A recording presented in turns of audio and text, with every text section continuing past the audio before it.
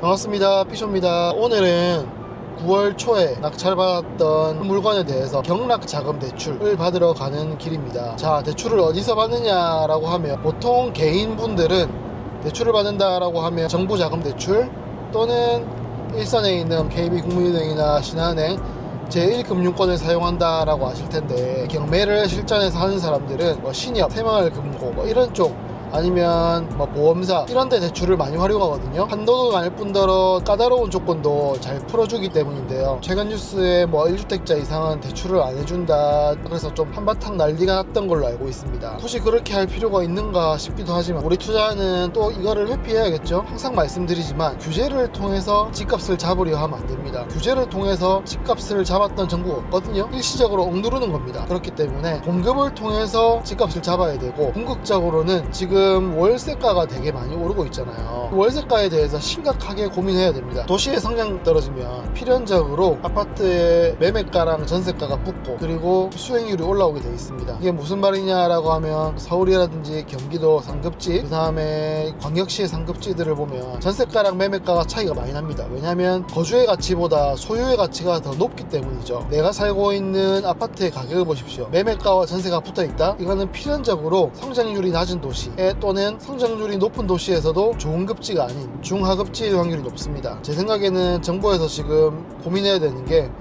규제를 더하는 게 아니고 어떻게 하면 월세가를 낮출까, 이거에 대한 고민을 하는 게 근본적인 국민의 삶을 더 낫게 해주는 그런 방법이 아닌가 라는 생각이 전 들거든요. 아무튼 처음으로 돌아와서 저는 오늘 경락자금 대출을 받으러 경남에 있는 새마을금고에 가는 길이고요. 꿀팁을 하나 말씀드리면, 지금 개인분들이 대출이 안 나와가지고 이것 때문에 고생하시는 분 많잖아요. 특히 스트레스 DSR이 갑작스럽게 대출이 막히는 경우가 있습니다. 이럴 때는 어떻게 해야 하냐라고 하면, 법인사업자가 있으시면 법인사업자, 아니면 개인사업자로 해서 사업자로 대출을 받으시는 겁니다. 오늘의 꿀팁, 자, 개인으로 받지 말고 나는 사업자로 대출을 받는다 생각이 전환을 하자라는 뜻입니다. 우리는 항상 개인으로 생각을 하잖아요. 그래서 이거 개인은 결국은 가계대출이거든요. 정부에서 가계대출 부채가 많다, 각종 언론에서도 많이 나오잖아요. 그런데 가계대출이 아닌, 우리는 사업자, 기업의 대출로 빠질 수 있는 그런 대출을 하자는 거죠. 기업은 아파트를 못 사나요? 살 수 있잖아요. 사업자가 없으신 분들은 사업자를 내고, 아니면 있으신 분들은 그 사업자를 활용해서 대출을 하시면, 사업자 대출은 DSR 자체도 안 봅니다.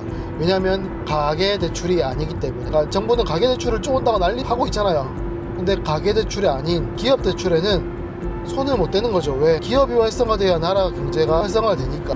그렇기 때문에 저는 가계대출이 아닌 사업자 대출로 이번에 대출을 했고요. 아시는 분들은 아시겠지만, 사업자 대출로 하면 한도가 적다, 한도가 작으면 내 현금을 더 넣으면 되고, 금리 조건이 나쁘면 보통 대출을 쓰는 기간이 한 3개월에서 4개월을 쓰잖아요. 사실 금리 0.1% 차이는 크게 달라지는 게 없습니다. 나는 그 이상의 수익을 거둘 거기 때문에 크게 생각하십시오. 오히려 서류도 간소화됩니다. 가계대출이 아닌 사업자로 바꾸셔서 대출을 한번 진행해 보시는 걸 어떨까 한번 추천을 드립니다. 특히 지금 같은 시국에는요, 이보다 규제가 많을 수 있을까라는 생각이 들 정도로 규제가 많은 시기이기 때문에, 사업자로 해서 경험을 한번 해보시면 생각의 전환이 있으실 겁니다. 내가 이 세상을 개인으로 사는 것보다 또 하나의 무기인 사업자라는 아이템을 장착해서 이렇게 살아보는 것도 꽤 괜찮은데? 라는 생각이 드실걸요. 바람도 쐴 겸 이렇게 앞에 산도 보고 하늘도 보고 날씨도 되게 좋잖아요. 그러면 드라이브 한다라고 생각하고 가고 있습니다. 약속은 11시거든요 11시에 이제 자설을 하고 다시 사무실로 복귀할 예정입니다. 이제 명도를 하는 과정에 남았는데, 제가 전화를 해서 생각을 하셨냐에 대해서 조금 이야기를 해보려고 합니다. 이 정도 되면 충분히 좀 생각하셨을 거거든요. 이사 날짜는 잡으셨나에 대해서 이것도 영상으로 공유 드릴 거고, 내가 옆에서 같이 명도를 하는 것 같은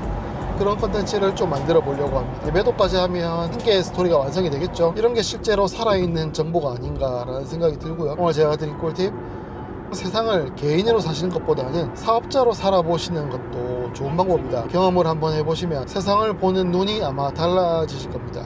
이런 세상도 있었구나. 자설을 하고 11시 40분 정도 됐고요. 사무실로 돌아가는 길입니다. 김땡땡 대리님께서 되게 편하게 해주셔서 자설을 잘 했고요. 대출은 다음 주 월요일 날 실행하는 걸로 결정했습니다. 금리는 4.7%에 중도상환 수수료 0.2% 조건으로 했고요.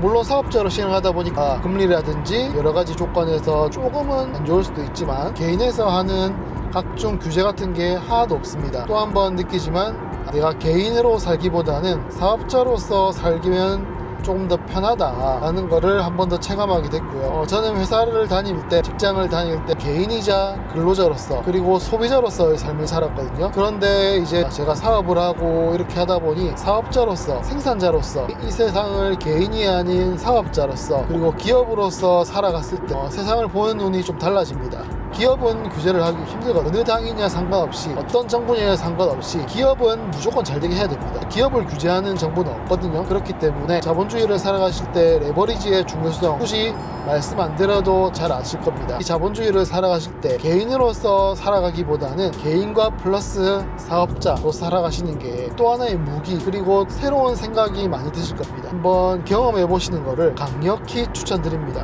저는 자기가 어떤 상황에 처했냐 보다는 개인의 마음가짐이라고 생각이 들거든요.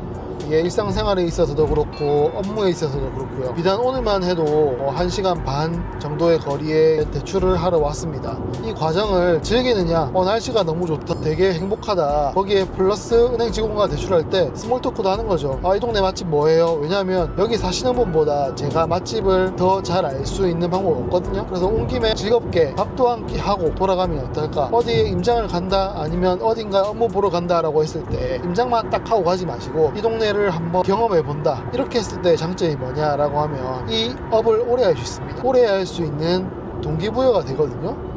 이게 지금 제가 앞에 있는 뷰거든요. 한번 보여드릴게요. 지금 카메라를 돌린 상태입니다. 얼마나 예쁜가요? 지금 부산으로 향하는 길이거든요.